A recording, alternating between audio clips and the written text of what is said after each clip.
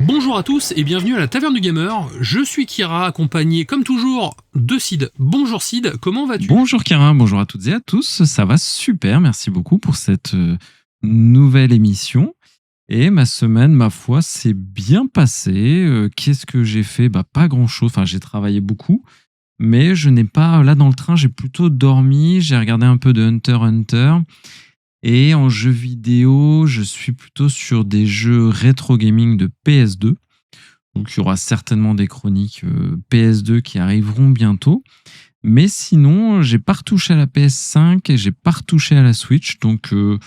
Donc voilà, une semaine plutôt light en loisirs et Semaine de vacances, ouais, on peut dire. De vacances vidéoludiques. Vacances vidéoludiques, mais pas vacances au travail. Écoute, moi, alors, j'ai été malade à crever toute la semaine. J'ai chopé une bronchite et un virus grippal, donc j'ai été KO 7 jours. J'en ai chié, je t'avoue.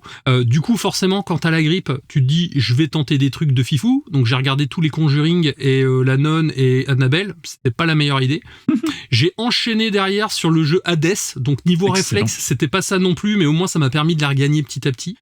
J'ai également commencé par contre hier soir la série Dexter Résurrection, donc je suis au 2e épisode pour l'instant, mais le début est très prometteur. Voilà, donc c'était une semaine un peu morose parce que j'étais malade, mais une semaine ponctuée de bonnes nouvelles personnelles, donc du coup j'ai une patate d'enfer en fait. Je suis chaud patate. En plus, là, on va parler d'un de mes jeux préférés, peut-être de mon jeu préféré. Je laisse un peu le suspense. Est-ce que tu peux nous faire le sommaire ? T'as déjà vendu la mèche la semaine dernière, je te rappelle. Je sais pas si je la vends tout le temps, la mèche. Ta propre émission, mais... J'ai spammé les réseaux sociaux de screens de MGS. J'ai pris 500 screens sur un jeu que j'ai fini en 12 heures. Donc autant te dire que j'ai pas arrêté de spammer. Et donc, au programme cette semaine, donc nous avons le débrief du Nintendo Direct. Donc, vous l'avez promis, on le fait. Metal Gear Solid Delta ensuite pour la chronique. Et enfin, Pokémon 2, Le pouvoir est en toi, qui est le deuxième film, du coup, Pokémon après Mewtwo Strike Back, Mewtwo Contre-Attaque, que j'avais fait aussi en chronique. C'est vrai. Et comme je me refais tous les films, je me suis refait une partie des films cet été et je continue. Voilà, de temps en temps, quand le film m'inspirera, je ferai une petite chronique dessus. Ok. Et comment on peut faire plaisir à la Taverne du Gamer, la petite tradition maintenant en début d'épisode ? Oui, donc les 5 étoiles évidemment sur les applis de podcast. On en a moins ces derniers temps. Juste avant à la fin de la saison 3, on en avait plein.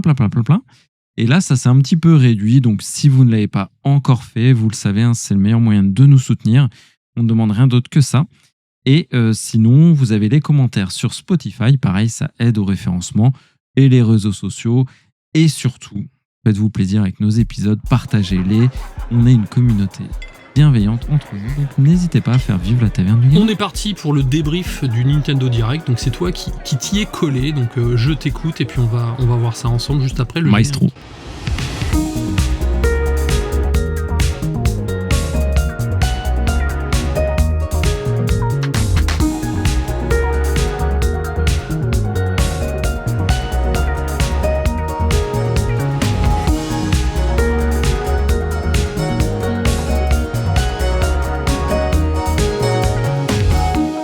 Donc nous étions le 12 septembre 2025, donc tout juste le lendemain de notre enregistrement, ce qui ne nous avait pas permis la semaine dernière d'en parler en podcast.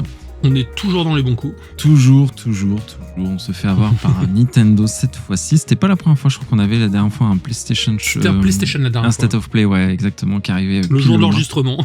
Et le Summer à Game... 23h, tu sais. Ouais, le Summer Game Fest aussi qui avait commencé un vendredi, donc pareil, le lendemain de notre enregistrement, parce qu'on enregistre le jeudi soir, normalement, sauf ce soir d'ailleurs. Enfin bref. Donc, un Nintendo Direct de 60 minutes, un des plus longs qu'ils ont fait, pour parler des jeux Nintendo Switch 1 toujours, qui est une console très installée, la deuxième la plus vendue au monde de tous les temps, rappelons-le, et la Switch 2 qui s'est lancée cette année. C'était l'occasion aussi de revenir sur le 40e anniversaire de Super Mario Bros. Et ils ont fait quelques petites annonces autour de Mario. Heureusement, on était sur un Nintendo Direct.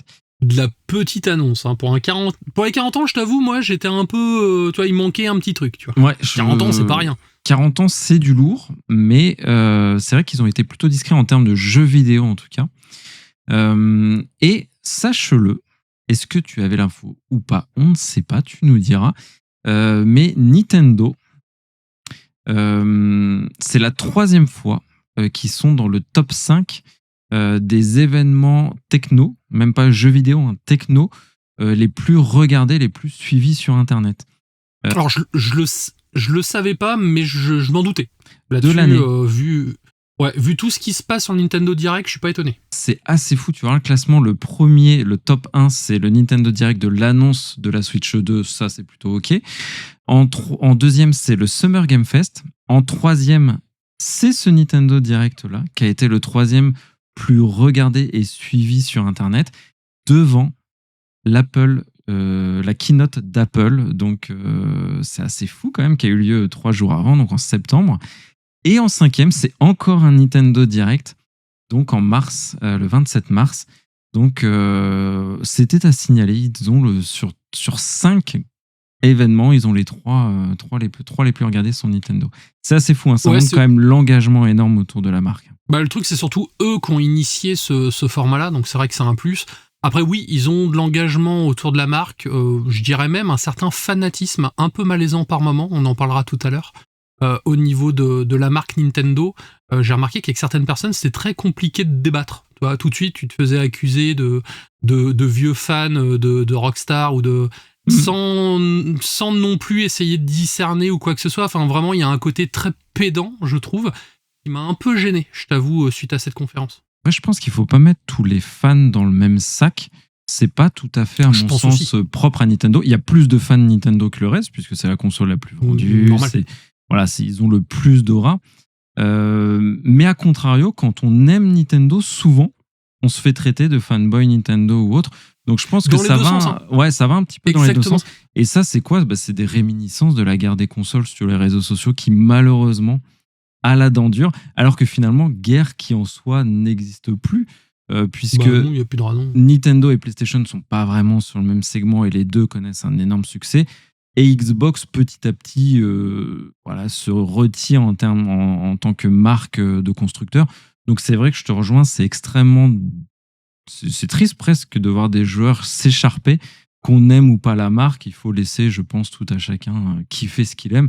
Et c'est ce qu'on dit souvent à la taverne du gamer, quoi. C'est ça, parce que ça crée des tirades, on va dire, pleines de jugement. Je me sentais pas forcément ciblé, tu vois, mais je trouve qu'au final c'est très réducteur et au final on est dans un monde où le jeu vidéo a tendance à être réduit à un simple passe-temps, à un simple un simple loisir, certes, mais sauf que pour moi c'est un art et le problème c'est qu'avec ce genre d'attitude, heureusement c'est pas la majorité, mais malheureusement il y en a beaucoup. Avec ce genre d'attitude, on passe pour des cons en fait. Et moi je t'avoue, je me suis jamais autant senti déconnecté du gaming que depuis ce Nintendo Direct. Après, je pense qu'il faut pas vivre le gaming au travers des réseaux sociaux. C'est ça le gros problème. Il faut le vivre autour de sa propre passion, ses amis, ses proches, jouer avec ses potes le soir. Enfin, le jeu vidéo, c'est avant tout ça. Comme la taverne du gamer, c'est le rendez-vous des joueurs au dehors des polémiques. Et tu as raison. C'est un prisme déformant, en tout cas, des réseaux sociaux qui vise plutôt à exclure les gens. Ou avoir des gens, les algorithmes sont faits pour valider nos idées. Ou au contraire, déclencher du mouvement via un prisme inversé. Polariser les gens entre eux, exactement. Ouais. Le truc, c'est que c'est bien quand t'es fan de quelque chose de parler avec des gens, tu vois. Moi, c'est vrai que dernièrement, j'avais tendance à m'éloigner des réseaux sociaux et donc je l'ai pas fait. Et c'est vrai que le fait d'avoir joué à Metal Gear Delta et d'avoir parlé avec beaucoup de monde, je te le cache pas, c'était cool parce que tu vois, j'avais l'impression de vivre une grande aventure collective, d'apporter un petit peu ma pierre à l'édifice en tant que vétéran de la saga. Donc je suis pas un expert non plus, j'ai pas cette prétention, mais du coup il y avait cette sensation de d'être tous en accord avec une chose et ça c'était incroyable. Et j'ai vu le pendant totalement inversé en l'espace de 10 jours. Et donc pour en revenir à l'épisode justement et au Nintendo Direct, donc il y a eu 40 annonces. Donc en termes de structure de Nintendo Direct, on est sur du classico-classique. À savoir qu'il y avait quand même un peu plus de jeux que d'habitude. C'était assez frénétique, il y avait plein de jeux. Il y avait beaucoup de jeux, 1 heure c'est assez long quand même, les événements d'1 heure, je trouve ça un peu trop long. Je préférais 2 événements de 30 minutes, tu vois, plutôt qu'un gros d'1 heure. Carrément, ils auraient pu faire un événement dédié à Mario parce qu'il y avait quand même quelques petites annonces. Sur tous les 40 ans, quoi. Autour de Mario, sur les 40 ans, en effet. Et après, le reste. Mais ils l'ont découpé finalement un petit peu comme ça, puisqu'on a eu le droit au début avec les annonces Mario, donc les portages de Mario Galaxy, le nouveau jeu Mario qui est un Mario Tennis, donc c'est très populaire, mais c'est forcément pas ce qu'on attendait. Et Mario Bros Wonder que moi j'adore, avec un ajout substantiel sur le jeu. Et surtout, et c'est là où je dis qu'ils ont annoncé quelque chose de gros, mais pas sur le jeu vidéo, c'est que le film Mario, aujourd'hui, a une aura pas supérieure, mais presque au jeu, parce qu'on sait que le premier film a dépassé le milliard au box-office. C'est ça, ouais. Et annoncer un film Super Mario Galaxy, ça reste quand même une annonce extrêmement grosse, même si moi j'aurais préféré un jeu 3D, par exemple un Super Mario Galaxy 3, ça aurait été le feu, mais là on a eu le film. Mais je pense que pour Nintendo et pour ce qu'il veut apporter aujourd'hui en termes d'image et en termes de notoriété, c'est une extrêmement grosse annonce, ce film, malgré tout. Alors c'est même une très grosse annonce. Alors c'est vrai que moi je n'ai pas apprécié Super Mario le film, on en a déjà parlé plusieurs fois. Le film était très beau, très fidèle à l'esprit Mario, peut-être à mon sens un peu trop fidèle et surtout bourré de fanservice, tu vois. J'avais vraiment l'impression qu'on me tapait dans la jambe toutes les 10 secondes, t'as vu ça, tu vois. Ça m'a vraiment un peu gavé, et le traitement de certains personnages, dont Bowser et Donkey Kong, que j'adore, hein, ça tu le sais. En revanche, ce Super Mario Galaxy m'intéresse beaucoup, bien que ça soit pas mon jeu préféré Super Mario, hein, loin de là.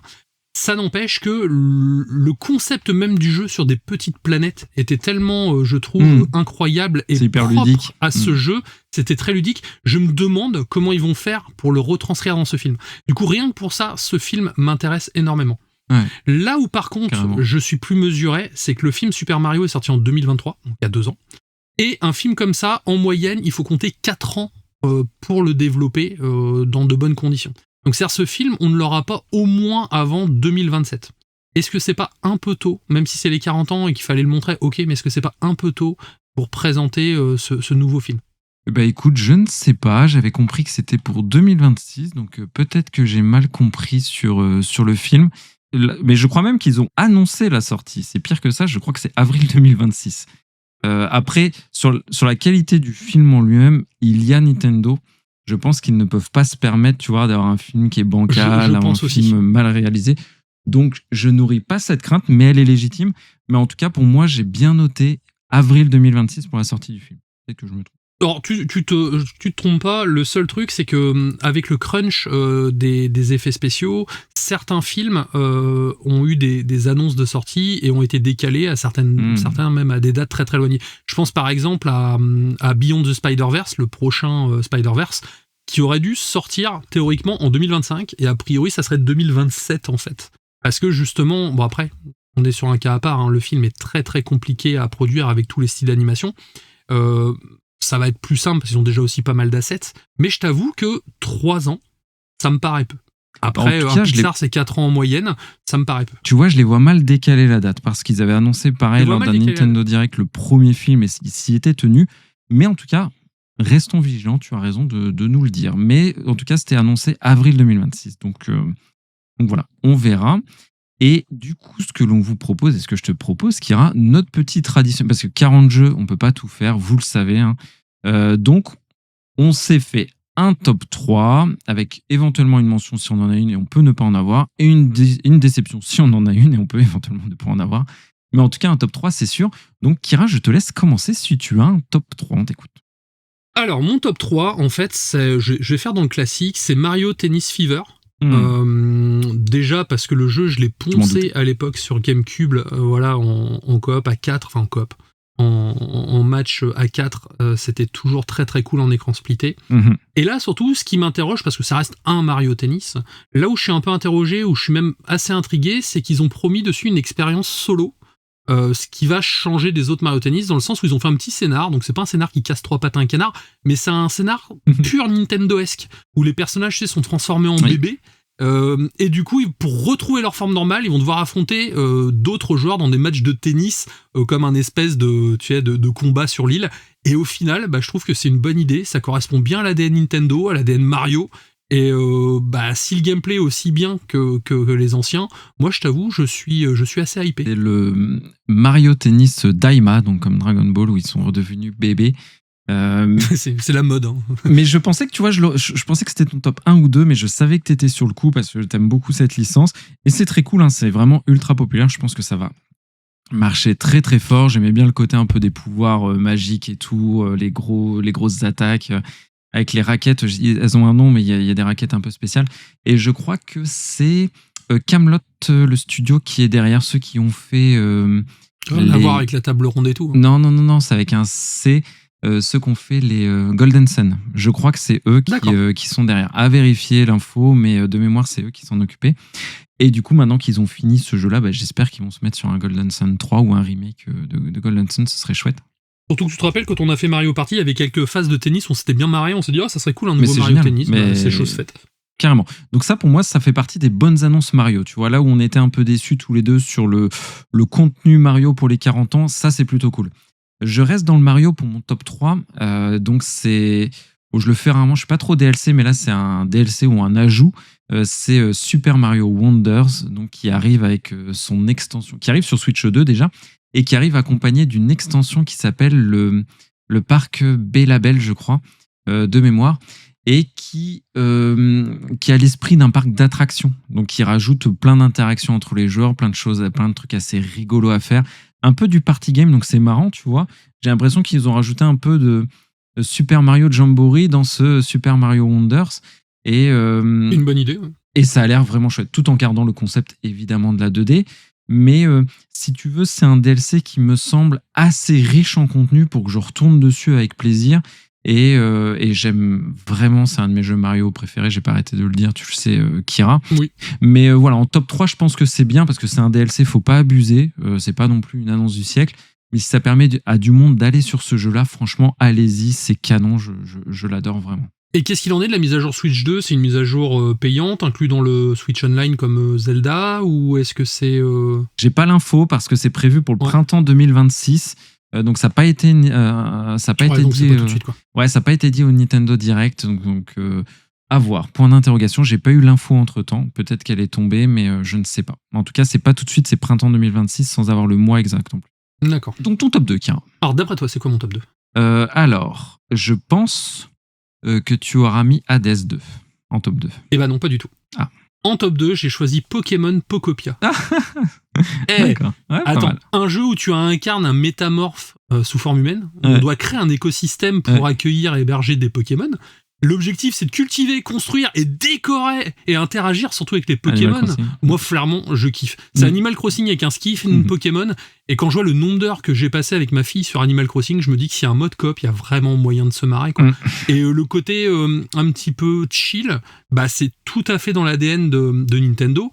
Et avec Pokémon, c'est une bonne idée en fait. Donc je t'avoue, j'ai été subjugué par ce petit jeu que j'ai hâte d'essayer. Ouais, c'est une super idée. Je l'ai pas mis dans mon top. Mais pourtant, il avait matière à l'être. Je trouve aussi l'idée originale avec un petit côté un peu décalé, j'ai l'impression, qui a l'air sympa même dans le design et tout. Donc, bonne surprise en tout cas. On l'avait pas vu venir. Donc, Pokopia, ouais, bonne pioche, Kira. Moi, je l'ai pas mis dans mon top, mais intéressant. Mon top 2 et toi à moi, Kira, c'est Hyrule Warriors. Donc, j'en ai déjà un petit peu parlé. Ça m'embêtait de le mettre en top 2. Donc, ouais, c'est le Musou, les chroniques du Sceau. Le Sceau se passe avant normalement Breath of the Wild. Ouais, et avant Tears of the Kingdom, même où tu reviens sur la première bataille, parce qu'il y a un jeu de temporalité dans les jeux Breath of the Wild et Tears of the Kingdom. Et on suit la Zelda, on pourra l'incarner durant cette guerre légendaire où il y avait les premiers héros, du coup. On pourra qui sont dans les jeux Breath of the Wild, Tears of the Kingdom, que des mythes qui ne sont plus là, mais on récolte leur pouvoir mais ils ne sont plus là, que dans ce jeu-là on pourrait les incarner, les suivre, ce sera leur présent à eux, et ça m'intéresse énormément pour vraiment développer le lore de Breath of the Wild et Tears of the Kingdom. Donc je suis très chaud, c'est une de mes plus grosses attentes de fin d'année chez Nintendo, surpassant tout le reste, parce que mon top 1 c'est pas un jeu Nintendo. Mon top 1 non plus c'est pas un jeu Nintendo, et ça se trouve on a le même. Eh écoute, vas-y. Moi, c'est Dragon Quest 7. Ah, d'accord. Donc, pourquoi? Bon, déjà, c'est une réinterprétation complète du jeu original qui est sorti sur PlayStation en 2000. Et je me souviens déjà à l'époque, dans les magazines, je louchais sur ce jeu qui n'était pas disponible dans nos contrées. Donc voilà, C'est vrai. avec les sublimes designs d'Akira Toriyama, donc moi il m'a toujours donné envie. Et surtout, ce jeu était déjà ressorti sur 3DS en 2013, donc c'était un premier remake. Et j'avais eu l'occasion de le tester, j'avais trouvé ça cool, mais comme c'était pas mon jeu, c'était le jeu d'une personne, j'ai pas eu l'occasion de le faire derrière. Et là, surtout, ce qui m'a plu, c'est que la 3D qu'ils ont utilisé, je trouve, a un très très bel effet. Il y a ce côté un petit peu Zelda, tu sais, les derniers Zelda qui sont sortis en 3D un peu isométrique, là, Echo of the Wildstorm. Et, oui, c'est vrai. Donc je trouve que ça ressemble un petit peu à ça. Oui. Bon, bien sûr, ils ont actualisé pour le jeu pour convenir au standard actuel, mais en tout cas, je trouve que là où ils auraient pu partir dans un délire en 2D HD comme ils font sur Dragon Quest 1, 2 et 3, là non, ils sont partis encore dans une autre direction tout en gardant l'ADN de Dragon Quest. Et je t'avoue, ce que j'ai vu m'a beaucoup plu et j'ai vraiment hâte d'en voir. Ouais, carrément, je suis d'accord avec toi, c'est très cool, j'adore l'ADA aussi. Donc je l'ai pas mis dans mon top, je savais qu'il serait dans ton top parce que t'es pas mal sur Dragon Quest en ce moment. Donc j'aurais eu deux jeux de ton top et je me suis trompé sur le deuxième, enfin sur ton top 2. Mais Dragon Quest, ouais, bonne pioche, Square Enix du coup qui régale, toujours avec des jeux, c'est vrai, avec une plus petite ambition en termes techniques, mais je trouve qu'ils ont toujours une direction artistique qui sort un peu du lot. Donc c'est très cool, moi je suis très content. Et mon top 1 à moi, c'est Hades 2. Oui. J'adore Hades 1. Et en fait, le trailer d'Hades 2, c'est certainement ce que j'ai vu de plus beau cette année en termes d'animation, en termes de direction artistique, tout jeu confondu lors de trailer évidemment. Mais c'est le plus beau trailer que j'ai vu cette année pour un jeu qui s'annonce dantesque. Et en plus, ils ont l'exclusivité console Nintendo, c'est-à-dire qu'il sortira certainement sur PS5 et Xbox. Oui, il est prévu en début d'année. Ouais. Un jour, mais en tout cas, ils ont l'exclu console. Il sort sur PC et sur Switch 2. Il est sorti d'ailleurs.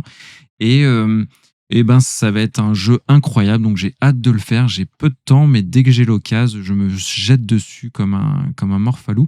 Et il sort le 25 septembre. Il n'est pas encore sorti, j'ai dit une bêtise. Il sort le 25 septembre. Donc, alors, je t'avoue, j'ai hésité à le mettre. Et je l'ai pas fait pour deux raisons. La première, c'est que le jeu est déjà en early access depuis plus d'1 an. Donc même si c'est la vraie sortie officielle, pour moi, c'est comme si le jeu était déjà sorti, même s'il me plaît énormément. Et la deuxième chose, c'est tout simplement l'exclu Switch, parce que pour moi, la Switch n'est peut-être pas la console la plus adaptée pour jouer à Hades.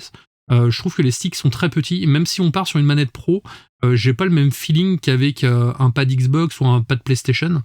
Et du coup, je vais faire ce jeu, mais je vais attendre une sortie sur les autres consoles plus tard. As-tu une mention? Alors, j'ai une mention. Alors, c'est une mention plus rigolote qu'autre chose. C'est la ressortie de Virtual Boy. Moi aussi, c'était ma mention. Ouais. Excellent. Alors, pour deux raisons. Bon, déjà, là où il y a le beau geste, c'est qu'ils ont mis les jeux Virtual Boy sur le Nintendo. L'abonnement, ça c'est très bien, parce qu'ils auraient très bien pu mettre 2 ROM à l'arrache sur une cartouche et le vendre 60 balles comme Mario Galaxy. Donc ça déjà là-dessus, il y a le beau mood. Ensuite, je trouve l'objet très joli. Donc c'est pas, je l'achèterai pas, clairement, parce que déjà les jeux m'intéressent pas, mais je trouve l'objet très joli. Et c'est vrai que le Virtual Boy, ça a peut-être été un beat pour Nintendo, mais c'est quelque chose qui était très en avance sur son époque. Et moi je me rappelle quand j'étais petit, quand je le voyais dans les magazines aussi, toi ça me faisait rêver quand même. Je me dis, la réalité virtuelle, trop bien et tout. Et ça n'empêche que quand j'ai vu ça, je me suis dit, c'est cool. Alors, ok, c'est un peu cher. Je crois que c'est 80 balles l'accessoire normal et c'est 40 balles pour l'accessoire en carton. C'est un peu cher. Mais en soi, je trouve que pour le collectionneur, surtout que maintenant, t'achètes un Virtual Boy, ça coûte un rein. Si t'en veux un d'époque en bon état. Je trouve que ça permet aussi de conserver le jeu vidéo à moindre coût. Donc, c'est à moindre coût. Tout est relatif, mais c'est toujours moins cher que d'acheter une version d'époque. Ouais, je suis complètement dans cet état d'esprit, je trouve ça génial, il n'y a que Nintendo qui peut faire ça, parce qu'en plus c'est leur patrimoine, c'est leur histoire. Exactement. Donc le Virtual Boy est un objet un peu farfelu, mais de le voir revenir, c'est aussi un pari commercial, je trouve. Ils ont cette faculté de profiter, et à dessein, ils le vendent, mais il y a aucun problème. Je pense qu'en effet, ça fait aussi partie du patrimoine vidéoludique de le conserver. Donc pour les mêmes raisons que toi, j'ai trouvé ça assez ludique, assez loufoque, assez rigolo. Donc bonne surprise, je l'achèterai, donc je me ferai plaisir avec et je vous dirai ce que ça donne. Et j'ai trouvé que c'était une super sortie. Il y aura 18 jeux de dispo, je crois, c'est presque la totalité du catalogue. Toute l'intégralité voilà, c'est exactement. Ça. Et donc c'est top. Donc pareil, j'ai été conquis par cette petite mention qui m'a bien fait rigoler. Et est-ce que tu as une déception à évoquer ? Alors ouais, j'ai une grosse déception d'un jeu que j'attendais beaucoup, et finalement j'ai été super déçu par la dernière bande-annonce, c'est Metroid 4. Metroid Prime 4. Déjà, je trouve que visuellement, c'est pas à la hauteur. Je trouve ça très fade, assez générique, et même presque impersonnel, ce qui est assez choquant pour cette licence. J'ai pas vraiment retrouvé l'ambiance unique des anciens opus. Alors la moto, c'est ok, hein, elle est stylée, mais à part ça, les phases de gameplay m'ont l'air quand même ultra molles et ultra rigides en fait. J'ai l'impression que, comme le jeu en plus a été en development Hell pendant longtemps, j'ai l'impression vraiment que le jeu a été vraiment développé pour Switch 1 et que c'est vraiment un jeu Switch 1 dans son jus en fait. Donc j'espérais un vrai retour en force, et là ça ressemble plus à un jeu lambda, plus qu'à un Metroid. Donc j'étais très très déçu par ce que j'ai eu. Ouais, je suis en partie d'accord, un peu plus nuancé quand même. Enfin moi, ça aurait été sur les derniers trailers, il était dans mon top 3. Et d'ailleurs, je l'ai exclu de mon top 3 volontairement de ce Nintendo Direct. Pas pour cette raison technique, parce que Metroid Prime sur Switch est incroyable techniquement, même en termes de gameplay. Tous les premiers trailers qu'on a vus sont hyper rassurants. Je suis convaincu de l'aspect graphique et du gameplay. Moi, c'est plus la partie moto, mais pas la moto. C'est ok qu'il y ait une moto, mais c'est plutôt les environnements autour de la moto qui m'ont paru assez vides, pas très beaux. Donc moi, c'est plus cet ajout de la moto qui m'a laissé un peu circonspect, qui fait que je l'ai retiré dans mon top 3, bien que franchement, je nourris pas de doute sur la qualité du jeu. Je pense que c'est une licence qui est trop légendaire, ils peuvent pas se planter. Et les 3 d'avant, qui étaient pas sur Switch 2, ils étaient incroyablement beaux et tu vois, fluides et tout. Donc j'ai pas ces doutes-là sur la partie gameplay. Mais vraiment, moi, la moto, l'Amiibo, je l'achèterai. Mais c'est plus la moto qui m'a laissé circonspect, tu vois. Sur la moto, en fait, ça m'a fait penser, on en parlait la dernière fois de la moto dans Zelda, en fait. Donc ça se demandait s'ils ont pas... Ouais, mais c'est trop cool, mais ça se demandait s'ils récupèrent pas tu vois, des assets et des features d'autres jeux pour les implanter. Et j'ai l'impression quand même qu'il y a un sacré... Ouais, j'ai l'impression que ça matche pas des masses. Donc vraiment, j'étais vraiment très très refroidi. Toute la partie dans le désert, là, j'ai pas été en Ouais, je suis d'accord. Toute cette partie-là, je la trouve pareil, pas ouf. Même si, encore une fois, moi, je nourris pas de crainte pour le jeu. Mais en tout cas, ma déception, c'est pas ça. C'est plus le Donkey Kong DLC qui m'a un peu surpris. Je trouve ça un peu cher pour... même pas le prix. Le prix, c'est 20 € et j'ai pas testé, donc je peux pas dire. Moi, c'est plus la fenêtre. Tu vois, le jeu, il vient de sortir, on a déjà un DLC. Ouais. Donc, on sait, ça se fait partout ailleurs. Partout. Il y a pire. Hein. Ils ont fait pire. Il y a pire partout. Donc, c'est vraiment pas ça le truc. Mais ce qui me gêne, c'est que je trouve que le jeu n'a pas besoin de ça. Et de 2, il n'a pas besoin de ça maintenant pour le faire vivre. Souvent, un DLC, c'est une façon de revenir sur un jeu, comme Super Mario Wonders, qui nous sort un truc en 2026 pour un jeu sorti en 2024, c'est compréhensible. Mais là, je ne comprends pas. Donkey Kong, à mon sens, Bonanza n'a pas besoin de ça à cet instant T. Donc, il a l'air très copieux, surtout. Mais ça va être très bien. Je pense que le rapport qualité-prix sera bon. Le DLC sera exceptionnel. Enfin, j'ai pas de doute, encore une fois, sur la qualité. Mais voilà, je trouve que c'est bizarre, quoi. Enfin, moi, ça me convainc pas. Et de fait, comme j'en sors, j'y retournerai pas, je ferai pas le DLC. Alors qu'il serait sorti peut-être l'année prochaine ou la suivante, je me dirais, ah tiens, c'est l'occasion de repartir sur Donkey Kong, allez, j'y vais. Et là, non, ça me fait pas envie de remettre la pièce, quoi. Bah, ils ont fait pire Nintendo, c'est que tu sais, le Pokémon Légende là, qui sort bientôt, que je vais faire, et ben, ils sortent le DLC le jour de la sortie du jeu. Ouais, c'est un truc un peu bizarre. Là-dessus, je trouve que dernièrement, Nintendo tente des trucs, et pas forcément les meilleures choses, et c'est là-dessus où je peste un peu, et que j'en parlais du coup en début d'émission, c'est que je trouve qu'ils profitent quand même vraiment de leur communauté pour essayer de leur refourguer des trucs sans forcément nuancer les choses. J'en parlais tout à l'heure, mais la compile, alors c'est même pas une compile HD, hein, quand je dis c'est vraiment le jeu dans son jus, ils vont mettre les 2 Mario Galaxy dans une cartouche. Ils vont vendre ça. Donc en France, on a du bol. Hein. On touche ça à 55 €. Mais tu vas au Canada, le jeu, il est à 80 €, quoi. Et je trouve que c'est quand même un peu scandaleux pour un jeu que tu trouvais encore sur le marketplace de la Wii U. 19 € pour le premier Mario Galaxy et 39 € pour le second. Et moi, je me souviens d'un temps où quand un jeu s'était bien vendu, et ben il y avait une gamme qui s'appelait le choix des C'était joueurs, marrant.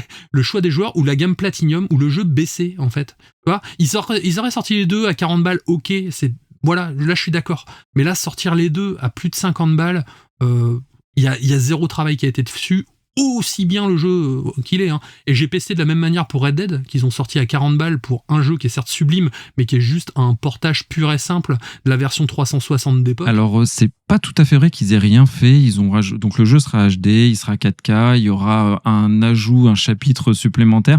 Mais en fait, ça ne justifie pas en effet ce prix. C'est pas qu'ils ont rien fait. Surtout, ce qu'ils ont fait, c'est la console qui le permet en fait, tu sais, un peu comme le FPS Boost et le HDR10 de la Xbox, tu vois. Donc au final, c'est pas vraiment du travail qu'ils ont fait en amont. C'est pas natif sur la console, c'est vraiment, ils ont retravaillé les textures, mais c'est pas, ils ont pas rien fait. C'est juste ça que je corrigeais parce que c'est pas factuellement vrai. Mais par contre, ça, en effet, là où je te donne raison, c'est que ça justifie pas ce prix-là. Mais c'est un sujet qui est différent pour moi des DLC de Pokémon. Pokémon déjà c'est Game Freak, donc c'est plutôt, tu vois, c'est eux qui déconnent sur le truc, mais ça pour moi c'est pas nouveau, et c'est plus une dérive de jeux vidéo moderne où par exemple tu sais Cyberpunk, on connaît les DLC avant même que le jeu sorte. Moi c'est quelque chose qui en effet j'ai toujours du mal avec ces trucs là parce que le DLC moi je le vis comme plutôt une extension du jeu qui permet de retourner dessus. Donc pareil, oui, le move de Pokémon, c'est vrai que sortir un DLC le jour de la sortie d'un jeu c'est incompréhensible. Mais c'est pas propre à Nintendo, c'est le jeu vidéo actuel qui est comme ça, et en effet je suis d'accord avec toi, c'est assez dommage. Là-dessus c'est pas propre à Nintendo, mais tu sais, moi qui suis comme toi, on est quand même très friand du support physique, on est quand même pour la sauvegarde du jeu vidéo. On est quand même très client des remasters et des remakes, hein, ça on va pas se le cacher, d'ailleurs je vais en tester un tout à l'heure, mais je trouve que pour la sauvegarde du jeu vidéo, vendre un jeu aussi cher, s'ils savent que ça va se vendre parce que le jeu va tomber en rupture et après il y a des scalpers qui vont les faire à 150 balles, tu vois. Mais je trouve ça dommage parce qu'au final c'est quand même, on va pas dire se couper une partie du public, mais c'est vraiment, je trouve, essayer de grappiller. Et oui, ce sont des entreprises qui doivent faire de l'argent. Oui, c'est ça, mais bon, il faut le dire. Là où, heureusement, c'est que tout le monde n'a pas besoin d'acheter. Le Super Mario Galaxy est un bon exemple. Il y a plein de gens qui n'ont pas fait ce jeu et qui seront très contents de l'avoir en magasin et qui vont découvrir un jeu superbe. Il y a des gens qui l'ont fait il y a 12 ans. Je pense pour les gens qui connaissent pas. Ouais. À part si vraiment ils sont grands fans, ils n'ont aucun intérêt en effet de revenir dessus. Moi, par exemple, je le prendrais certainement pas, à moins que, tu vois, 50 €, je pense que c'est le bon prix pour les deux en physique. Bah, surtout que tu as une promo à Fnac, tu as 10 balles de moins en plus. Donc là, ça peut être intéressant, tu vois. Je pense que ça... En tout cas, ça... C'est pas un move qui mérite une levée de bouclier, à mon sens, parce que c'est tellement anecdotique dans le monde du jeu vidéo actuel. Et le meilleur moyen de contrecarrer ça, si je puis dire, c'est ne pas acheter. Sauf que malheureusement, la réalité n'est pas celle des réseaux sociaux et n'est pas celle de Twitter. C'est que le jeu est déjà dans le top des ventes. Il est numéro 1 aux US sur Amazon, Mario Galaxy. Donc ils ont eu malheureusement raison de le faire. C'est triste, hein. Mais oui. Mais ils ont raison. Et parce que les gens seront contents, parce que les gens vont acheter leur jeu, parce que c'est un jeu à 40 € peut-être, mais c'est un jeu qui est 30 € moins cher que les jeux qui sortent en ce moment, puisque c'est plutôt 70 les jeux. Donc à 40 €, ils vont avoir un jeu qui est excellent. Ouais, mais c'est niveler les tarifs vers le haut, en fait. Ça, en soi, je suis d'accord avec toi, les gens vont profiter ou quoi. Je te parle pas question de retour réseaux sociaux ou quoi, je te parle de mon retour personnel. Je trouve que c'est ouvrir une porte, en fait, une porte que j'ai pas forcément envie qui s'ouvre, en fait. Elle est déjà ouverte, mais c'est pas parce qu'elle est ouverte qu'on doit s'engouffrer dedans, parce que dans ces cas-là, autant l'ouvrir un peu plus, autant mettre une porte de garage, tu vois. C'est ça le truc, c'est qu'autant l'agrandir au maximum, et ça va finir par tirer comme ça, en fait. Ouais, après, moi, encore une fois, libre arbitre, hein, chacun fait ce qu'il veut. Moi, je l'achèterai certainement pas. Mais si vous l'avez acheté à ce prix et que vous en êtes très heureux, bah écoutez, c'est votre liberté. Heureusement, la bien-pensance des réseaux ne nous atteindra pas. Mais je comprends en tout cas cet argument. Moi, je dis que 50 € pour le bundle en physique en France, on a de la chance, ça me semble être un prix en effet plus raisonnable. Oui. Mais je pense à nos collègues canadiens, etc., où là, eux, ils ont pas de bol, pour le coup. Nous, en France, on est vraiment bien lotis, parce qu'encore une fois, oui, tu le payes 45 balles avec la remise, là, ça va en vrai. Mais par contre, quand tu payes plein tarif dans d'autres pays, je pense à ces gens-là, c'est moins cool. C'est la fin du débrief du Nintendo Direct. Je continue mon fil rouge en parlant de Metal Gear Solid 3 que je n'avais pas testé, donc c'est l'occasion. Avant d'attaquer, on lance la petite musique et c'est parti. What a thrill, with darkness and silence through the night. En novembre 2004, Metal Gear Solid 3 Snake Eater débarquait sur PS2. Porté par l'ambition démesurée de Hideo Kojima, créateur de la saga Metal Gear. À l'époque, la série était déjà culte. Mais cet épisode va redéfinir les codes de la saga. Il va passer du jeu d'infiltration, fortement en concurrence d'ailleurs avec la trilogie Splinter Cell.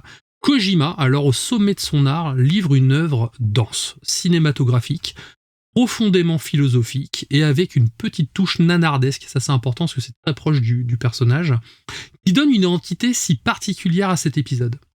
Snake Eater devient rapidement un jalon incontournable du jeu vidéo et l'épisode le plus culte de la saga. Ce troisième volet nous propulse en 1964, en pleine guerre froide, dans une jungle soviétique luxuriante. On y incarne Naked Snake, futur Big Boss, dans une mission d'infiltration qui va le confronter à son passé et à ses convictions, et surtout à son mentor légendaire, The Boss. La mission de Snake consiste à sauver le scientifique Sokolov, retenu par les soviétiques, et à empêcher le déploiement d'une arme nucléaire mobile, donc un proto-Metal Gear. Mais tout bascule lorsque The Boss, figure héroïque américaine, mentor et figure maternelle de Snake, trahit les États-Unis et rejoint les rangs ennemis. Ce retournement de situation donne lieu donc à l'opération Snake Eater, le titre du jeu, où Snake doit éliminer The Boss, affronter l'unité Cobra, donc son ancienne unité, et mettre fin à la menace nucléaire.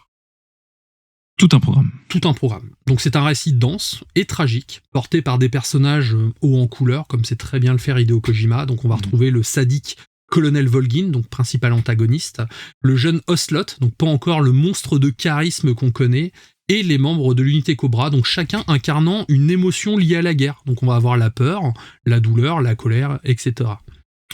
Kojima y injecte sa patte, donc une patte unique bien sûr, donc des dialogues cryptiques, des références cinématographiques pointues, du drame, du retournement de situation. Comme je disais tout à l'heure, le côté nanar inspiré des films des années 60, avec une bande-son mythique, notamment le thème principal, Snake Eater, digne d'un générique de James Bond. 20 ans plus tard, Metal Gear Solid Delta renaît, donc arrive du moins, enfin. Bon, moi je dis enfin parce que je l'attendais depuis longtemps, donc il est sorti le 28 août 2025. Et ce remake est développé par Konami en collaboration avec le studio Virtuos, connu pour ses travaux de remasterisation. Et le moins qu'on puisse dire, c'est que la jungle a bien changé. Grâce à Unreal Engine 5, le jeu bénéficie d'une refonte graphique spectaculaire. Les textures sont ultra détaillées, les effets de lumière dynamiques, et les environnements plus vivants que jamais. Les feuillages réagissent au passage de Snake, la boue reste sur ses vêtements, les visages sont plus expressifs et les animations plus naturelles également. On est loin des limitations techniques de la PS2, car ici, à chaque recoin de la jungle, respire la moiteur, l'hostilité. Et l'immersion, même si le jeu reste segmenté en petites zones, comme à l'époque, a quand même eu un sacré gap. Autre point, donc fini les teintes jaunes omniprésentes de l'original, imposées par les contraintes techniques de la génération PS2, ce qui permettait d'éviter un delta, non, pas si tu l'as, delta, entre les animations du personnage et des environnements proches. Pareil, les environnements éloignés étaient assez moroses, hein, c'était surtout un tas de pixels.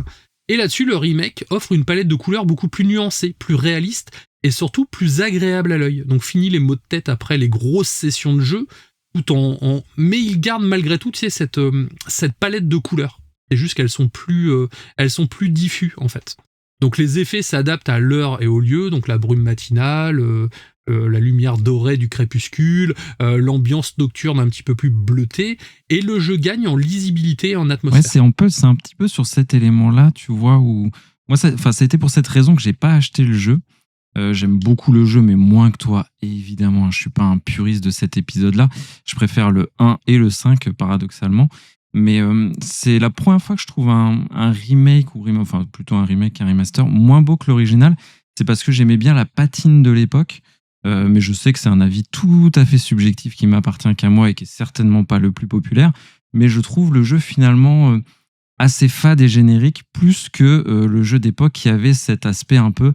Mais c'est vrai, tout ce que tu dis, peut-être plus fou, moins bien texturé, moins joli.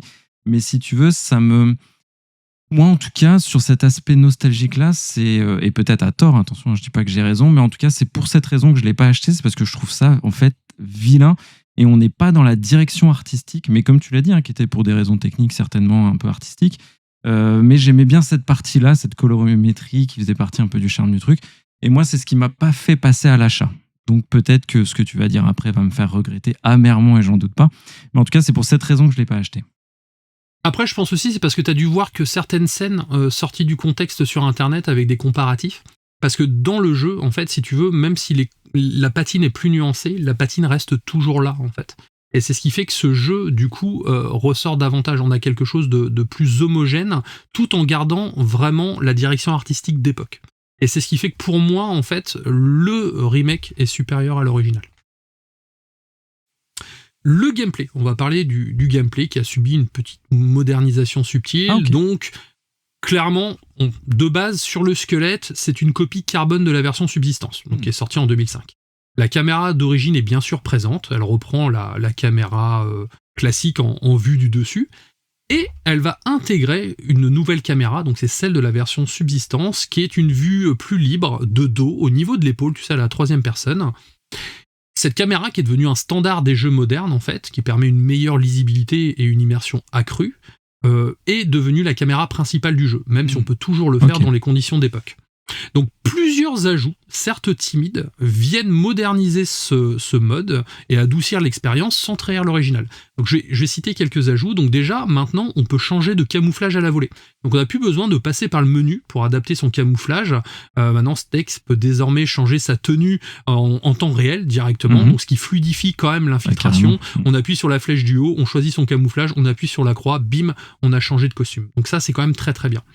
Autre point qu'ils ont rajouté, et ça c'était pour moi le plus gros grief que j'avais à l'époque, surtout en comparaison avec Splinter Cell, c'est que maintenant, donc c'est une nouveauté qui semble anodine parce que maintenant c'est normal, mais ça change tout, c'est que maintenant Snake peut marcher accroupi. Donc ça permet de se déplacer discrètement sans avoir à ramper, et ça offre quand même une alternative bienvenue. Donc on peut marcher debout, accroupi et couché. Donc ça, c'est l'autre point de modification qui était très important à mon sens. La vue à la première personne également a été modifiée, car dans l'original, la vue FPS était statique, comme Resident Evil 4. Ici, ils sont partis sur un système de vue où on peut marcher et tirer en même temps, comme le remake de Resident Evil 4. Donc, ça permet d'explorer, d'avancer, de viser et de se déplacer. C'est beaucoup plus instinctif, on se rapproche plus du gameplay de Metal Gear Solid 5. En revanche, j'ai surtout ressenti sur un boss, c'est que du coup je l'ai trouvé plus facile. Il y a un boss où c'était quand même assez un calvaire pour pouvoir c'était The Fear, où c'était très compliqué de le choper dans la forêt, où il fallait forcément s'arrêter, viser, se barrer et tout. Bah là, le fait de pouvoir avancer en visant en même temps, je t'avoue, je lui ai roulé dessus en 2 secondes, quoi. Sinon, pour le reste, la difficulté reste équivalente. Par contre, pour celui-ci, tu sens que le jeu n'avait pas été codé pour ça initialement. Ouais, c'est des éléments qu'on appelle souvent de quality of life, donc qui améliorent la qualité de vie du joueur en jeu, mais sans normalement altérer en effet l'équilibre du jeu. C'est juste pour te faciliter un petit peu la vie. Il y a ça dans plein de remasters, remakes. On pense surtout aux JRPG qui font accélérer les combats, ce genre de choses dans Bravely Default. Ouais, t'en avais parlé dans Bravely Default, et moi j'en avais parlé aussi dans Dead Rising, Deluxe Remaster. Et t'en avais parlé aussi dans la chose, la mince, The Thing. Dans The Thing, exactement. Ouais, et normalement, en tout cas, c'est fait pour ne pas déséquilibrer le jeu. Mais j'ai eu certains cas de figure aussi comme toi, où que comme il t'améliorait tellement la vie, que ça rendait le jeu un peu plus simple, un petit déséquilibre. Mais ça, c'est induit par ces nouvelles fonctionnalités qui sont souvent bienvenues. Ça, oui, parce que surtout que dans certains jeux, pour combler cette facilité, on va dire un peu plus excessive, c'est qu'ils ont tendance à faire des ennemis des sacs et PV. Et là, ils l'ont pas fait. Du coup, j'ai pas eu cette sensation de me battre contre un mec qui était blindé, mais à côté, ça m'a vraiment fluidifié le jeu et j'ai pas eu à pester en fait sur le fait de m'arrêter de tirer. Ça, c'est quand même un gros plus. Je pense que c'est un bon choix de game design, oui. Au niveau d'autres mises à jour, le jeu propose une série de filtres visuels qui s'adaptent dynamiquement à l'environnement. Donc chaque zone, chaque moment de la journée, chaque météo a sa propre ambiance. Donc ça renforce à mon sens l'immersion et ça permet de mieux lire certaines situations. Donc c'est subtil, mais c'est diablement efficace. C'est plus pour les puristes qui souhaiteraient refaire le jeu dans les mêmes conditions qu'à l'époque. Donc si on veut le filtre classique, donc vraiment garder la teinte jaune qui s'adaptait comme à l'époque. Mais moi j'ai fait le jeu avec un autre filtre qu'on m'a conseillé, que j'ai trouvé très cool, c'est le filtre film d'action. Car il amplifie les noirs et surtout il nous oblige à utiliser le cigare, la torche ou les lunettes de vision nocturne dans les lieux sombres. Et ça, c'était un reproche que j'avais sur le premier, parce que même s'il faisait sombre, bah, tu voyais quand même facilement dans le truc. Que là, quand t'es dans le noir, à un moment t'es dans une grotte, il y a des putains de serpents partout, si t'as pas une torche, tu peux te faire bouffer en fait. Et là-dessus, je trouve que ce filtre m'a beaucoup aidé, donc si je peux me permettre, je vous le conseille. Vous désactivez le flou cinétique, vous mettez le filtre action et vous allez voir, c'est magique. Le gameplay prend aussi une dimension radicalement immersive en comparaison des premiers épisodes de la saga. Donc il supprime les béquilles visuelles habituelles, donc exit le HUD qui était assez encombrant et les cônes de champ de vision des ennemis. On doit désormais se fier à son propre sens de l'observation pour survivre. Chaque bruit, chaque mouvement dans cette végétation peut trahir notre présence. Celle d'un garde ou même celle d'un piège. L'environnement devient un allié autant qu'un danger. Et les objets sont indispensables pour savoir où se trouve l'ennemi. Exemple. Par exemple, on peut prendre un sonar ou le détecteur, donc c'est quand même très très utile, ça consomme de la batterie, mais surtout ça va nous permettre de pouvoir ravoir, tu sais, ces fameuses béquilles. Le fameux cône de vision, si je prends le sonar, je peux voir les ennemis. Je peux avoir aussi un petit boîtier qui vibre si un ennemi est proche de nous. Mais ça, bien sûr, ça va consommer de la batterie et on pourra peut-être plus s'en servir à certains moments en fait. Et c'est pour ça que c'est intéressant, car du coup, on doit les utiliser avec parcimonie, et ça permet des approches beaucoup plus variées, et surtout dans mon cas, beaucoup plus improvisées. L'autre exemple, on peut jeter, tu sais, un serpent capturé pour effrayer un garde, et donc l'absence d'indicateur de ce fameux garde, en fait, on peut pas savoir s'il a été touché ou quoi. Donc la seule solution, c'est de regarder. Si le garde a vu le serpent, s'il lui tire dessus, s'il s'est retrouvé blessé, donc dans ces cas-là, il va avoir un peu de fumée verte qui va dépasser, il va se mettre à tituber. Donc on a vraiment cette sensation de vie, okay. En fait. Pareil, il n'y a pas d'indicateur d'objectif. Donc ça, c'est comme à l'époque. Ça, c'est bien. Ça rapproche. Voilà, c'est ça renforce cette approche organique. Pour obtenir des informations, on doit utiliser le codec. Donc ça devient un vrai outil tactique. Pour les plus casus, par contre, ils ont ajouté une boussole qu'on peut activer, où sur la boussole, on a un petit point jaune en bas à gauche, et ça nous dit à peu près dans quelle direction on doit aller. Donc ça peut être intéressant. Et également, on a maintenant l'accès à une map, donc qu'on peut sélectionner via le touchpad. Alors, la map n'est pas super accessible, mais c'est volontaire pour éviter d'avoir à l'utiliser tout le temps, en fait. Donc on garde quand même ce côté survie et ce côté orientation qu'on avait dans le jeu d'origine. On retrouve le classique, certaines fréquences qui permettent de débloquer des portes, réinitialiser l'état d'alerte, restaurer l'endurance via des stations musicales. Donc c'est marrant, c'est que c'est les mêmes stations de l'époque, donc moi je m'en souvenais. Je trouve que pour le néophyte, ça ne replace jamais vraiment l'attention portée au terrain, mais ce jouet de design, en fait, nous pousse à nous immerger pleinement dans la jungle. Chaque décision peut faire basculer l'infiltration vers le chaos ou la réussite, et je trouve que ce remake conserve cette dimension. Donc ça reste unique encore dans le paysage vidéoludique, on sent le poids du corps, la fatigue, la faim. Si la vision tremble ou devient floue, Snake a peut-être la dalle, tout simplement. Donc il faut aller chasser et faire attention aussi à ce qu'on mange, parce que si on mange un truc périmé, il va se retrouver à avoir mal au bide. Donc ça peut être... faut le soigner derrière. Les blessures et les empoisonnements ne se soignent pas magiquement. Donc il faut les traiter une par une avec le bon outil dans l'interface dédiée. Donc ça aussi, l'interface a été retouchée, mais elle est plus fluide, ce qui renforce encore une fois l'immersion. Et surtout, on constate les blessures de Snake sur son corps. Donc ça, c'est quand même plutôt cool. Et aussi, le camouflage est bien plus qu'un simple costume. C'est vraiment une mécanique centrale. Ça transforme vraiment chaque recoin de la jungle en terrain d'infiltration stratégique. Tu vois, je devais, dans une scène, en fait, constamment adapter ma tenue à l'environnement. Par exemple, je commençais dans une jungle, derrière, il y avait du sable, après, il y avait des petites maisonnettes avec de la brique rouge, et j'ai dû changer 3 fois de costume, tu sais, si je voulais vraiment rester camouflé au maximum. Okay. Et donc, on a un petit pourcentage qui détermine à quel point on est visible ou non au jeu des ennemis, et je trouve que ça fonctionne à fond, en fait. En continuant sur les tenues, donc chaque tenue c'est un uniforme plus une peinture faciale, donc ça possède ses propres spécificités selon le type de terrain, donc ça change pas. Le système est dynamique également, donc l'éclairage, la météo et même les positions du corps, que ce soit debout ou accroupi, influencent également ce camouflage. S'il se met à pleuvoir et qu'il y a des éclairs et qu'on est accroupi, on va voir notre jauge de camouflage qui peut réduire d'un coup. Ok. Et le fait qu'il n'y ait pas de HUD pour indiquer si on est bien caché ou pas, en fait, on doit vraiment observer la réaction des ennemis et ajuster la tenue en conséquence. Donc pour donner un exemple, j'étais à un moment accroupi dans l'herbe, il y avait un orage, je me dis tiens, est-ce que je suis bien caché? Donc j'appuie sur la flèche de haut pour voir tous les camouflages, lequel est le plus intéressant, et j'ai vu que mon camouflage qui était à plus de 50% était descendu à 25%. Donc je me dis là, je risque d'être remarqué. Donc j'ai vraiment dû me cacher de telle façon à ce que j'arrivais, si tu veux, à observer mon ennemi sans me faire chauffer, en fait.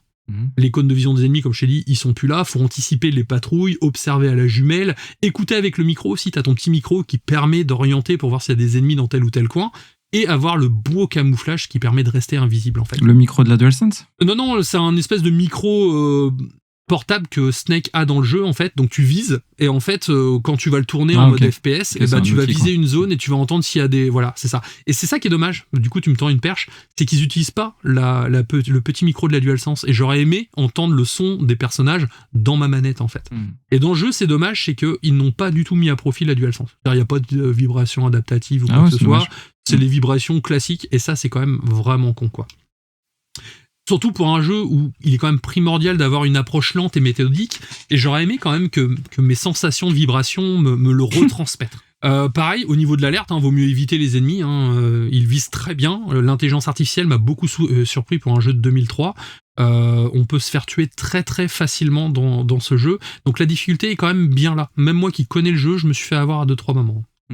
Au niveau de la fidélité du remake, donc pour moi, Metal Gear Solid Snake Eater, donc Delta bien sûr, c'est un remake fidèle, peut-être un peu trop fidèle, à l'image de Dead Rising Deluxe Remaster, on en parlait tout à l'heure. Il sublime l'original sans le réinventer, les textures sont plus belles, les animations sont plus fluides, mais le squelette reste le même. Les fans y verront une lettre d'amour, les néophytes eux trouveront le jeu peut-être un peu daté. Le gameplay est quand même bien plus souple, il conserve une certaine rigidité malgré tout. Les animations sont assez longues, les contrôles parfois lourds et l'interface reste aussi également assez complexe. C'est un jeu exigeant qui demande de l'attention, de la patience et une certaine tolérance. Les amateurs de jeux modernes ultra fluides, ultra frénétiques risquent d'être déroutés. Mais c'est pour moi aussi ce qui fait la force du titre, sa cohérence, sa densité, sa richesse. Chaque action a du poids, chaque décision a des conséquences. C'est un jeu qui ne prend pas le joueur par la main, mais qui le récompense pour son investissement via de nombreux easter eggs ou surtout de situations cachées. Avant la conclusion, je vais faire un petit point sur Kojima. Donc Snake Eater, pour moi, est le sommet de la carrière de Hideo Kojima. C'est un jeu équilibré, dense et profondément humain. Depuis, le créateur est parti dans une autre direction, avec Death Stranding et sa suite, donc des œuvres très ambitieuses, mais aussi très déroutantes, des œuvres très clivantes. Moi, donc c'est mon avis personnel, ce sont des œuvres que je trouve prétentieuses et marquées par une obsession étrange pour les pieds et les stars hollywoodiennes. Mais Kojima est certes un génie, mais un génie qui s'est enfermé dans son propre culte. Et ironie du sort, c'est que Kojima n'est pas impliqué dans ce remake, et pourtant son empreinte est partout. Le jeu prend ses dialogues, sa mise en scène, ses idées, et même les plus too much, ils auraient pu censurer certaines choses qui sont plus trop d'actualité avec le politiquement correct. Et ben non, ils l'ont pas fait, et je trouve que c'est un très bel hommage, et à aucun moment Konami a essayé de le cacher. C'est une manière pour moi de faire du Kojima sans Kojima, et dans ce cas précis, je trouve que ça fonctionne. Ils ont également gardé le mode Ape Escape, donc qui est toujours sur PS5, mais comme Ape Escape est une exclusivité PS5, sur Xbox, ils ont fait la même chose, mais avec Bomberman, où on doit pas capturer des singes, mais on doit péter des petits Bomberman, ce qui est plutôt cool au final. En conclusion, Metal Gear Solid Delta Snake Eater est plus proche du remaster que du remake. Techniquement, il est impressionnant, artistiquement respectueux et narrativement intact. Il permet enfin de jouer à Snake Eater sans les limitations de la PS2 avec une direction artistique plus nuancée, un gameplay modernisé et une immersion renforcée. Mais il reste prudent, bien trop prudent à mon sens, il ne prend pas de risques et ne réinvente rien, et conserve certains défauts de l'original. C'est une œuvre de conservation plus qu'une œuvre de transformation, et c'est peut-être ce qu'il fallait préserver de ce chef-d'œuvre en fait. Le rendre accessible sans le dénaturer. Pour les fans, comme moi, c'est un retour aux sources. Pour les nouveaux venus, c'est une plongée dans un jeu incroyable, dense et profondément addictif. Ce retour sur Snake Eater confirme son statut de meilleur jeu ever pour moi. Maintenant, ce que j'attends, c'est la suite de la saga, et c'est malheureusement pas gagné. Pas parce que le jeu ne se vend pas, c'est juste que Snake Eater est pour moi la solution de simplicité parce qu'il avait déjà été remaké une fois sur 3DS, je sais pas si tu te souviens. Tout à fait. Donc ils avaient déjà tout ce qu'il faut en fait. Et maintenant, s'ils veulent faire un remake de MGS2, MGS1 ou même MGS4, là ça s'annonce plus compliqué et je suis pas sûr qu'on le voit de sitôt. Eh ben écoute, c'était très intéressant. Merci, on sent bien ta passion. Je dirais pas fanboyisme parce que ce serait péjoratif. Ce serait péjoratif. Tu peux le dire. Mais c'est une chronique de fanboy. C'était vraiment très intéressant. J'aime bien le côté, en effet, plus remaster que remake. Et en effet, je pense que pour Konami, c'est très difficile. Déjà, cette œuvre, à mon sens, ne leur appartient pas. Donc déjà, d'avoir fait un remake, c'est... je pense aussi, oui. C'est bien pour le joueur, mais en termes d'éthique, je trouve ça un petit peu particulier. Ils ont bien crédité quand même Hideo Kojima parce que c'est son œuvre. Quel que soit le personnage quel que soit le personnage qu'il est devenu, il mérite ses éloges. C'est important, c'est son travail. Tout à fait. Moi, sur le Kojima d'aujourd'hui, écoute, je suis moins nostalgique de toi de l'époque d'avant, mais un de ses marqueurs forts pour moi de ce créatif a toujours été son côté clivant dès ses jeux sur NSX. Donc, qu'il fasse aujourd'hui des œuvres clivantes, je trouve que finalement, c'est une personne qui s'est jamais vraiment perdue dans ce qu'il est. Après, c'est vrai que les thématiques sont vraiment très différentes, donc c'est toujours compliqué de comparer des sagas et des licences quand finalement elles ont plus grand chose à voir. Mais c'est toujours, je trouve, une personne qui en tout cas a de l'audace et ça reste un ovni dans le monde du jeu vidéo, et ce depuis c'est combien, 30 ans, non, sur NSX Metal Gear, quand tu avais fait les chroniques, tu l'avais cité mais je sais plus, années 80. Ouais, c'était même plus que ça, c'est quasiment 40 ans. 40 ans. Donc c'est assez fou qu'il ait cette longévité, et un jeu Kojima restera toujours un Kojima, et c'est aussi un des éléments intéressants que tu disais, c'est que son empreinte est encore incroyablement présente. Et moi, personnellement, je trouve que ça fait partie des très grands créatifs du monde du jeu vidéo actuel. Et ce Metal Gear Solid Delta, j'ai la bonne surprise, en tout cas en t'écoutant, de voir que Konami ont été extrêmement respectueux. Je ne sais pas ce qui aurait été mieux, de tout changer, refondre ou pas, rajouter des choses ou pas, sachant qu'encore une fois, moi, je considère que cette œuvre ne leur appartient pas vraiment.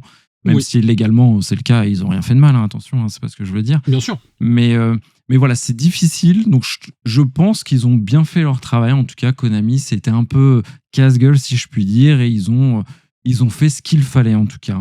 Refondre le jeu, y ajouter des choses et tout, ça aurait été, je pense, peut-être un peu galvaudé, ce qui était l'œuvre à la base. Moi, j'aurais préféré avoir la version Xbox, du coup, parce que je suis fan de Bomberman, donc je suis un peu dégoûté. Mais le truc, c'est que... ils ont eu raison, je suis d'accord avec toi. Donc ce que je disais là, c'est pour pinailler. C'est juste que le jeu, comme je disais en début de chronique, il est segmenté par secteur en fait. C'est-à-dire à chaque fois que tu as un secteur, tu as un micro temps de chargement de 1 seconde où ça te donne le nom de l'autre secteur. C'est ce qui fait l'ADN du jeu. Et je t'avoue, moi j'aurais préféré que tout se fasse d'une traite. Oui, parce qu'un nouveau genre qu'on avance directement. Ça, tu vois, ça fait dans voilà, son jus. C'est plus ça. Mais ça, encore une fois, ça fait partie de l'ADN du jeu, et ils l'ont pas appelé remaster, je pense, parce qu'ils ont déjà sorti un remaster dans la compile que j'ai testé l'année dernière. C'est pour ça qu'ils l'ont appelé remake. Donc en soi, c'est un remake, ça, il y a pas de débat, mais on est quand même très proche du remaster de luxe là-dessus. Et pour revenir à ce que tu disais sur Kojima, je pense que c'est important d'avoir des gens comme ça encore clivants à l'heure actuelle, parce qu'on est souvent en train de pester que les jeux se ressemblent tous. Là, il fait quelque chose de différent pour le coup. Je suis pas client, je suis pas public. Pour moi, comme je t'ai dit, il m'a perdu. Ça n'empêche qu'il a le mérite de faire quelque chose de différent. Et ça, c'est important quand même dans le jeu vidéo. On n'a pas random TPS avec toutes les indications dans tous les sens de la même manière. Et surtout, il y a un vrai fond et un propos qui dénote de ce qu'on mange depuis plusieurs années. Donc c'est pour ça, c'était pas une critique sur Kojima en général, c'était plus moi en tant que fanboy ce que je reprochais à Kojima par rapport à ce qui est pour moi le meilleur jeu de sa carrière. Ouais, voilà. C'est tout à fait entendable. Après, ça reste à nuancer. Et moi, j'ai toujours comparé, encore une fois, Toro a raison, mais Kojima avec David Lynch. Pour moi, c'est un peu le David Lynch du jeu vidéo. Et ses œuvres sont extrêmement clivantes de toute façon. En moins fan des pieds. Quoi qu'il doit avoir des... Il doit avoir des marottes. Il devait avoir des marottes. Ouais, je ferai attention quand même à l'état psychologique du monsieur. Mais du coup, je sais plus ce que je voulais dire. Metal Gear a un tel aura que de toute façon, c'est très dur de passer à un autre chose, je pense, quand on aime profondément ce qu'est Metal Gear. Et Death Stranding, et c'est bien, on en parlera la semaine prochaine, puisque je fais la chronique de Death Stranding 2, ça reste pour moi des jeux d'auteur qui sont des anomalies quand ils se vendent autant, quand ce sont des légendes. Enfin, c'est des jeux qui sont pas tout public, même si on essaie de les rendre parfois tout public. Et ce remake de Metal Gear Delta est une de ces et une volonté comme ça de rendre plus grand public ce jeu. Mais c'est toujours un exercice, je pense, très difficile d'apprécier, même de critiquer, de chroniquer ces œuvres-là, parce que oui, on est en dehors de tout standard. Et c'est déjà le cas. Subjectif. Ouais, c'est hyper subjectif et c'est extrêmement dur parce qu'il y a très peu d'outils de comparaison. À quoi comparer Death Stranding à part à ses autres œuvres, justement, et sauf que c'est difficilement à propos. Et comment comparer Metal Gear aux autres jeux du genre, c'est aussi très difficile. Et pour moi, c'est ce qui dissocie l'œuvre de l'art. Là, on est vraiment pour moi dans de l'art sur ces jeux-là. Et c'est vraiment un exercice qui est pas simple. C'est pour ça on se garde ce point de débat pour la semaine prochaine du coup sur Death Stranding, parce que même si je n'ai pas fait Death Stranding, j'ai assisté coucou Xenogirl d'ailleurs, j'ai assisté à quasiment l'intégralité du jeu en direct avec elle, donc ce qui m'a permis de voir vraiment toutes les choses. Elle avait pas d'aile en main, elle me le passait de temps en temps et tout, mais ça m'a permis quand même de voir ce que valait ce Death Stranding 2. Et ce que je vais reprocher à Death Stranding 2, en fait, tu gardes la phrase que tu as dit là, que c'est parfaitement en adéquation avec ça. Donc ça va être sympa, du coup, pas d'opposer nos chroniques, mais d'opposer nos points de vue sur deux sagas différentes. Eh ben écoute, rendez-vous peut-être la semaine prochaine pour parler de Death Stranding 2. J'espère que ce sera intéressant pour vous tous. Bah, je pense que c'est déjà prêt, hein, ta chronique pour la semaine prochaine. Ma chronique est prête, tout à fait. Ah bah voilà, donc la semaine prochaine, on est chaud patate. Ainsi se termine ma longue chronique, mais il fallait, de Metal Gear Solid Delta. Tu voulais nous parler de Pokémon ? Oui, mais malheureusement, on a déjà dépassé l'heure, donc ma chronique que j'avais tant chérie, tant rédigée avec amour. En plus, c'était intéressant, c'est sur la mythologie de Pokémon. Elle fait peut-être 20, quart d'heure, 20 minutes, donc je la réserverai pour une prochaine émission. Je suis très déçu, très triste. Donc je vais clôturer cette émission très pénible. Ah, c'est vrai qu'on était long aussi sur le Nintendo Direct. Ouais, exactement. Mais j'ai des big up. J'ai noté Asturie, qui nous écoute depuis 2 ans et on l'accompagne sur ses trajets de voiture, donc c'est assez fou. Il aimerait bien avoir des épisodes rétro et je suis content de lui dire qu'il en aura parce que je suis en plein dans du rétro gaming en ce moment. J'en ai préparé 2. Et ben je sais pas quand je vais les faire, mais j'ai écrit 2 chroniques rétro justement. Pour l'instant, je les ai mis sur le planning de 2026, mais en fonction peut-être en fin d'année, mais je pense que ce sera plus l'année prochaine. Il aimerait bien du Fire Emblem, donc j'aime beaucoup Fire Emblem. Donc ça, c'est pas moi ça. Moi, j'aime bien, à l'occasion, je en ferai. Alex, qui cherchait des podcasts de jeux vidéo, et il nous a découvert, toujours respectueux et sans jugement. Et oui, c'est ça la Taverne du Gamer. Et c'est un réel plaisir de nous écouter chaque semaine. Il aimerait bien aussi du rétro gaming, donc c'est beaucoup revenu. Il nous a mis 5 étoiles. Hein. Merci Alex. Merci aussi à toi. Simswo qui nous a mis 5 étoiles. Il n'y a que de l'amour et aucune guerre des consoles. Il y en a beaucoup sur les réseaux sociaux de la guerre des consoles et parfois ça s'exporte, mais nous on essaie en effet de s'y préserver. Et il y a Luan, un peu, oui. Il y a Luan qui nous écoute sur ses trajets en vélo. Donc sois prudent. J'espère que tu as sur la route, ouais. Casque, exactement. Il a jamais joué. En vrai, on a tous l'air débile avec un casque. On est obligé de le mettre, d'accord, mais en vrai. Ça dépend. Il va rigoler là, je pense. Ouais. Mais voilà, même si on a un très beau casque, on a tous l'air un peu con avec un casque. Moi, j'ai fait du vélo cet été avec un casque.